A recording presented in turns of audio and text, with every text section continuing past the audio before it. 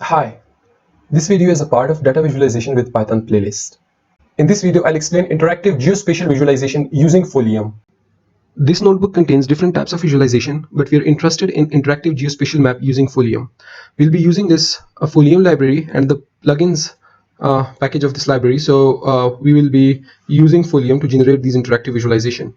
We'll be dealing with this police department incidents dataset, which is storing basically the information of the type of crime in this variable category, in this column category, and the location of the crime, which is stored in this x and y axis. So these are longitude and latitude position where the crime has happened, and this is the incident number.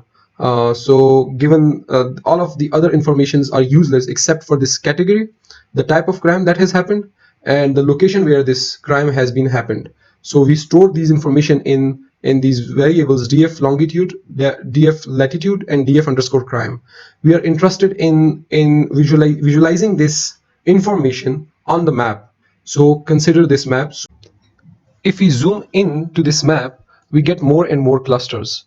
And if we zoom out, we get less and less clusters. And finally, for the whole San Francisco, we have this single cluster containing the information for all of the different types of crimes. There are a total of more than 150,000 crimes happened in only San Francisco based on the police record data. So if I click on this or zoom in, the clusters get generated depending on our zoom level. So for each of the different areas, we have different number of crimes. And if I zoom on this specific area, we get these different number of crimes for this specific area. So these are further clustered together. And if I zoom out again, and if I move toward this side of San Francisco, we get these clusters. So the more we zoom in, or the more the place where we click, so it gets more and more clusters. So the total number of clusters get increased. So these are what we call markers. So this is what we want to generate. Let's see how can we generate this.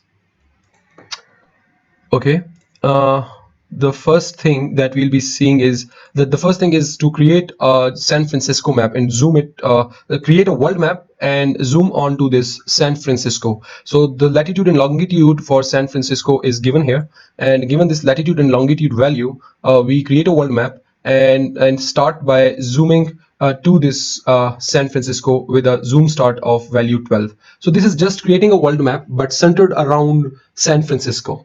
Now, the next thing that we want to do is we want to instantiate a marker cluster object.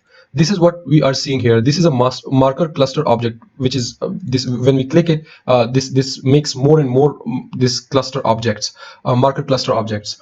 And this instantiation is done, and these marker cluster objects are added to this San Francisco geospatial map. This is world map centered around San Francisco and is stored in this San Francisco geospatial.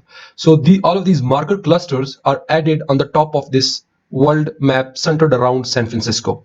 So after instantiating it, we store it in the incidents. So the incidents variable will contain this instantiation. Okay, once instantiated, then we will loop through the data frame by zipping all of the three columns together and then taking out the longitude, latitude, and label information using this longitude, latitude, and crime. What we will do is we will draw a marker using folium.marker function, and we will give the location for a specific marker given this latitude and longitude for a specific crime. And this latitude and longitude is basically this x and y that we have stored here. Okay, so for the first crime that has happened, we will store this location information, and we will store the pop-up to be labeled. So given if we so when we click it, this label, so there are 6 crimes. When we click it, so it pops up the whole thing. So this is what it means. And for each of this crime in this data frame, so there are more than 150,000 crimes. So for each of the crime, we will add these markers on the top of the world map centered around San Francisco. But this world map centered around San Francisco were actually stored in this variable incidents having these marker clusters. So now this incidents is having world map centered around San Francisco and having all the marker clusters. So we are adding this marker, this single marker for a single crime on top of these incidents, and we do it for each of the crime that has happened and is recorded in the data frame. And once we do it, once we complete it, we get this kind of a map. We cannot show this map using display function because the size of this file is too large to display. However, we can save it using this save function in HTML file, and this is what I have saved, and I'm showing you the saved file. I hope so this makes sense now.